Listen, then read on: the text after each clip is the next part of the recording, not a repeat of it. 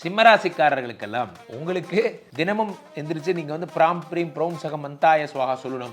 தினமும் காகத்வஜாய வித்மஹே கக்டஹஸ்தாய தீமகி தன்னோ மந்த பிரஜோதியாத் டெய்லி சொல்லணும். சங்கடம் தீர்க்கும் சனி பகவானே மங்கள் பொங்கும் மனம் வைத்தருள்வாய், சச்சரவின்றி சகானருகில் இச்சகம் வாழ இன்னருள் தாத்தா. ஸோ டெய்லி சொல்லணும். சிம்மராசிக்காரர்களுக்கெல்லாம் மோசமான ஒரு பயிற்சியாக இந்த தைரியம்தான் வாழ்க்கை, பயம்தான் மரணம். ஒன்று நல்லா புரிஞ்சுக்கணும்.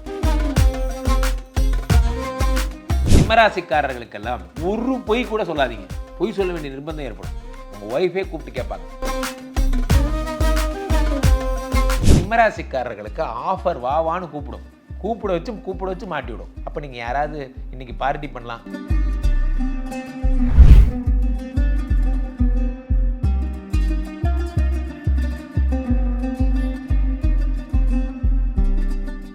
உலகெங்கிலும் இருக்கும் ரியல் ஒன் ஆன்மீகம் நேயர்கள் அனைவருக்கும் வணக்கம். நான் உங்கள் ராம்ஜி. இந்த மார்ச் மாதம் 29ஆம் தேதி எல்லாம் வல்ல எம்பெருமான் சனி பகவான், சார் அந்த ஆளை தயவுசெய்து ஞாபகப்படுத்தாதீங்க சார், அவனால் நான் நிறைய மன உளைச்சலுக்கு ஆகியிருக்கேன். நீங்கள் மட்டுமா மன உளைச்சலுக்கு உள்ளாயிருக்கீங்க? எல்லாருமே தான். அப்போது இந்த சனி பகவான் பெயர்ச்சியடைந்து கும்பத்திலிருந்து மீனத்துக்கு செல்லுகிறார். வேதநாயகன்னா பயம் அப்படிங்கிற மாதிரி சனினா பயம். அப்போது சனி பயிற்சியை உலகமே உற்று நோக்குகிறது. இன்றைக்கி நம்ம சொல்கிறோம் இதை வந்து உலகமே உற்று பார்க்கிறது எல்லாம் சொல்கிறோம். அப்போ சனி பயிற்சி என்ன நடக்க போகுதுங்கிற க்யூரியாசிட்டி, சனி என்னெல்லாம் செய்ய போகிறாருங்கிறத எல்லாரும் ஆன்மீக நாளிதழ்களில் தேடுறீங்க, டிஜிட்டல் உலகத்தில் தேடுறீங்க. சனி என்ன பண்ணுவார்னு ஒரு பயம் இருந்துக்கிட்டே இருக்குது நமக்கு. காரணம், சனி வந்து அத்தனை ஒரு தண்டனைக்குரிய கடவுளாக கருதப்படுகிறது. அது என்னமோ உண்மைதான், நேர்மைன்னு. நம்ம கூட 10 வருஷம் சுற்றிருப்பான், அவன் யாருன்னு நமக்கு தெரியாது. சனி பகவான் வந்து ஒரு 10ஆவது நாள் தூக்கி வெளியே விடுவார். இந்தா வந்தான் அப்படின்னு. சனி பகவான் வந்துட்டாருன்னா உங்களை ரொம்ப கஷ்டப்படுத்த மாட்டார். எளிதில் எல்லாத்தையும் நீ பண்ண தப்பு எல்லாத்தையும் ஷூட் பண்ணுவார். உங்களை கரெக்டாக ஒர்க் பண்ண வைப்பார். சனியை கொஞ்ச நாளுக்கு அப்புறம் நீங்கள் என்ஜாய் பண்ண ஆரம்பிச்சிருவீங்க. சனி தரும் நற்பலன்கள்லாம் பேச ஆரம்பிச்சிருவீங்க. அதனால தான் நான் சொல்லுவேன், சனி கொடுத்தால் எவர் தடுப்பார். சனி எனக்கு ரொம்ப பிடிக்கும் சார். சனியை பொறுத்த வரைக்கும் அவர் கொடுக்கணும்னு முடிவு பண்ணிட்டாருன்னா யார் சொல்கிறதையும் கேட்க மாட்டார். அதனால தான் அவர் சனி. ஈசன் சொன்னாலும் சரி, அது எதிர்த்து நிற்பது சிவனாய் இருந்தாலும், சிவனாய் இருந்தால் என்ன உனக்கு சமமாக இருப்பேங்கிற மாதிரி தான். அப்போது அந்த சனிக்குன்னு ஒரு புரட்சிக்காரன் ஒரு பேர் உண்டு. இந்த சனி பகவான் இந்த மீனராசிக்கு வரும் பொழுது, குருவனுடைய வீட்டிற்கு வரும் பொழுது கல்வியிலே புதிய புரட்சிகள் எல்லாம் கொண்டு வருவார். நிறைய விஷயங்களில் படிக்கிற பசங்க விஷயம். ஆமாம் குருஜி, எனக்கு தெரியும் குருஜி, சரி எனக்கும் தெரியும். ஸோ அப்போ படிப்பில் நிறையா புதுமைகளை கொண்டு வருகிறார். எல்லோருக்கும் கல்வி எனும் விஷயங்கள் எல்லாம் அவர் வந்து பண்ணுறார். இதுக்கெல்லாம் காரணம் என்ன அப்படின்னா, சனி பகவான் ஒரு புரட்சியாளர் குருவினுடைய வீட்டிற்கு வருகிறார். போன வருடம் இதே சனி பயிற்சிக்கு தான் நம்ம சொன்னோம் 2024 சுனாமி வருகிறது, சென்னை மூழ்கிவிடும், தமிழ்நாடு மூழ்கிவிடும், உலகம் மூழ்கிவிடலாம். ஆனால் நான் தைரியமாக சொன்னேன், அப்போல்லாம் ஒன்றும் கிடையாது, சனிக்கு வேறு வேலையே இல்லையா, உங்களை சுனாமியில் முழுகடிக்கிறது தான் சனியோட வேலை வேறு, உங்களை திருத்துறது சனியோட வேலை. அப்பாவோட நோக்கம் உங்களை சரி பண்ணுறது, அப்பாவோட நோக்கம் உங்களை காயப்படுத்துறது இல்லை. அதை எனக்கு தெளிவாக புரிஞ்சுக்கணும். சனி ஒன்றும் அவ்வளோ பெரிய டெரரான கார்டெலாம் இல்லை, அவர் உங்களை நல்லது பண்ண தான் வந்திருக்கார். ஸோ இப்போ உங்கள் மீனராசியில் வரக்கூடிய சனி பகவான் யாருக்கெல்லாம் நல்ல நல்ல பலன்களை தரப்போகிறது, எந்தெந்த ராசிக்காரர்களெல்லாம் குபேர யோகத்தை அடையப் போகிறீர்கள், எந்தெந்த ராசிக்காரர்களுக்கெல்லாம் குழந்தை பிறக்க போகுது, யார் யாருக்கெல்லாம் வேலை கிடைக்க போகுது, யார் யாரெல்லாம் அடுத்த லெவல் ப்ரொமோஷன் நோக்கி போகிறீங்க, யார் யாரெல்லாம் வெளிநாடு போகிறீங்க, மனைவியோட உள்ள கான்ட்ரவர்சிலாம் யார் யாருக்கு சரியாக போக போகுது போன்ற நிறைய விஷயங்களை இந்த தொகுப்பில் பார்க்க போகிறோம். இது மட்டும் இல்லாமல் இதில் ஒரு அழகான ஒரு விஷயமா 5 விஷயங்கள் நீங்கள் பண்ணவே கூடாது. இந்த 5 விஷயங்கள் நீங்கள் பண்ணவே கூடாது. அது பண்ணிங்க இதெல்லாம் ஏற்படும், இந்த ராசிக்கு இந்த 5 விஷயம் ஏற்படும் அப்படிங்கிறத நான் உங்களுக்கு சொல்ல போகிறேன். அது மட்டும்தான் நடக்கும். நீங்கள் அதை பற்றி மட்டும்தான் நீங்கள் ஒரி பண்ணணும், வேறு எதை பற்றி நீங்கள் கவலைப்பட தேவையில்லை. ஸோ அவ்வகையிலே ஒவ்வொரு ராசிக்குமான என்னென்ன விதமான பாதிப்புகள் ஏற்படுகிறது என்பதை பார்த்து விடலாம். சிம்மராசிக்காரர்களுக்கெல்லாம் இந்த சனிப்பெயர்ச்சி என்ன தரப்போகிறது சார்? நல்லா புரிஞ்சுக்கணும். சிம்மராசிக்காரர்களுக்கெல்லாம் சனிப்பெயர்ச்சி அஷ்டம சனியாக வருகிறது என்பதால் நீங்கள் ரொம்ப நொந்து போய் என்ன பண்ணுறீங்க, ஐயோ சிம்மராசிக்கு அஷ்டம சனி வந்துடுதே, நம்மளுடைய கஷ்டமெல்லாம் வரப்போகுதே, அப்படி வரப்போகுது இப்படி வரப்போகுது. சார் ரோடோரமாக போகிறீங்க, ஒரு டிராஃபிக் இன்ஸ்பெக்டர் நின்றுட்டுருக்காரு, அவரை பார்த்து ஹலோ சார், ஹாய் சார் அப்படின்னு சொல்லுங்களேன்.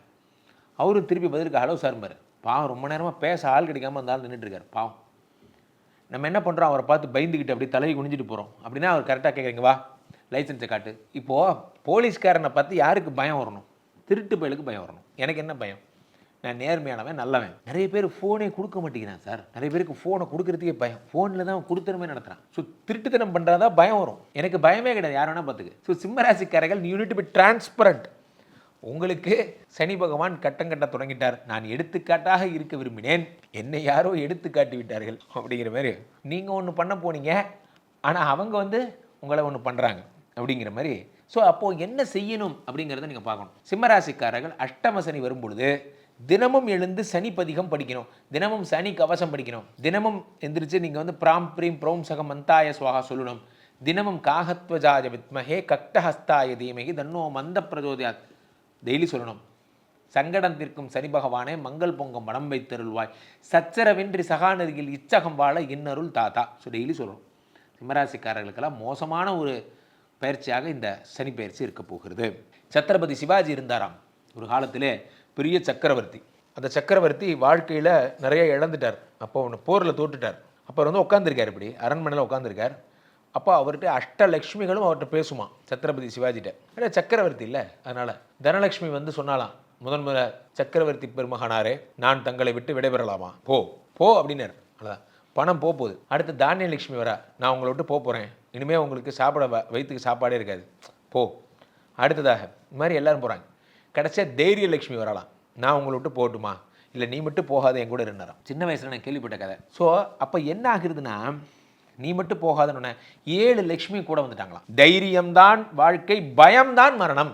ஒன்று நல்லா புரிஞ்சுக்கணும். யாரெல்லாம் வாழ்க்கை கண்டு பயப்படுகிறீர்களோ நாம் வாழ தகுதியற்றவர்களாக விடுகிறோம். வாழ்க்கையை பார்த்து என்ன சார் பயம், என்ன பயம், என்ன தான் ஆகிடுது, மோதி பார்த்துருவோமே. சிம்மராசிக்காரர்கள் டிரான்ஸ்பரண்ட்டாக இருங்க, லவுட் ஸ்பீக்கர் போட்டு பேசுங்க, அந்த காத்து வாக்கில் 2 கட் பண்ணுங்க. நிஜமா சார், நேற்று கூட நான் ஒருத்தரை பார்த்தேன், சொன்னாங்க நீங்கள் சொன்னது அப்படியே நடந்துருச்சு, என் வாழ்க்கையில் இந்த காத்து வாக்கில் 2 தான் போயிட்டுருக்கு. ஆனால் சொன்னாங்க, ஃபஸ்ட்டு ஒரு செவ்வாய் தோஷம் உள்ள ஒரு பொண்ணு, தோஷம் இல்லைன்னு சொன்னாங்க, நான் கல்யாணம் பண்ணலான்னு போனோம், அப்புறமா தான் அவங்க தோஷம்னு தெரிஞ்சுக்கிட்டாங்க. இந்த கவலையை நான் சொல்லி என் தோழிக்கிட்ட சொல்லி ஃபீல் பண்ணிட்டு இருந்தேன், அப்புறமா தான் தெரிஞ்சுது என் தோழி என்னை விரும்புகிறான்னு. இப்போ இவங்க 2 பேருமே என்னை விரும்புகிறாங்க, நான் என்ன செய்கிறது? ஓ, நாட்டில் எவ்வளோ பிரச்சனை இருக்குது.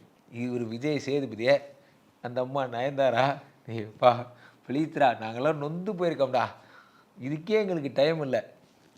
காற்று வாக்கில் 2 நாள் ஜாலியாக என்ஜாய் பண்ணிட்டு போனோம். அது உண்மையிலே எனக்கு நடந்துச்சுன்னு ஒருத்தர் சாட்சி சொல்லும்போது நம்ம கஷ்டமாக இருக்கா இல்லையா சார்?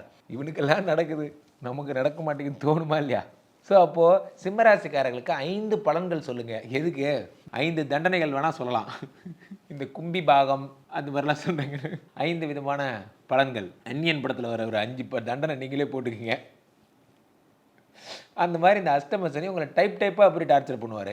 கேட்குறவனுக்கு சொல்லும் போது உங்களுக்கு கீழே வைத்திருச்சில் கமெண்ட் பண்ணுவேன், ஏயா நான் கஷ்டப்பட பார்த்தா உனக்கு சிரிப்பாக இருக்கா அப்படின்னு சொல்லி கிண்டல். நான் சிரிச்சேனா? 5 பலன்கள் சொல்ல வேண்டிய கட்டாயம் நமது ரியல் ஒன் ஆன்மீகம் எனக்கு கொடுத்துருக்கு. இது ஒரு பணியாக சொல்லியிருக்காங்க, நீங்கள் சொல்லி ஆகணும் அப்படின்னு. உங்களுக்கு 5 விஷயங்கள் என்ன நடக்கும். ஃபஸ்ட்டு விஷயம் சிறை தண்டனை, ஜாமீன் கையெழுத்து போடுற விஷயம், இது போன்ற மிகப்பெரிய சட்ட சிக்கலில் மாட்டுவீங்க. 1. அதனால் யாருக்கும் கையெழுத்து போடுறது அதெல்லாம் பண்ணாதீங்க. 2வது விஷயம், உங்களுடைய வேலை பலுவில் நேர்மையற்றவர்னு ஒரு பேர் வாங்குவீங்க. நீங்கள் திருடுனீங்கன்னு சொல்லுவாங்க, உங்கள் காதுகிட்டே சொல்லுவாங்க, நீங்கள் திருடுனீங்க, நீங்கள் ஒரு ஃப்ராடு அப்படின்னு சொல்லுவாங்க.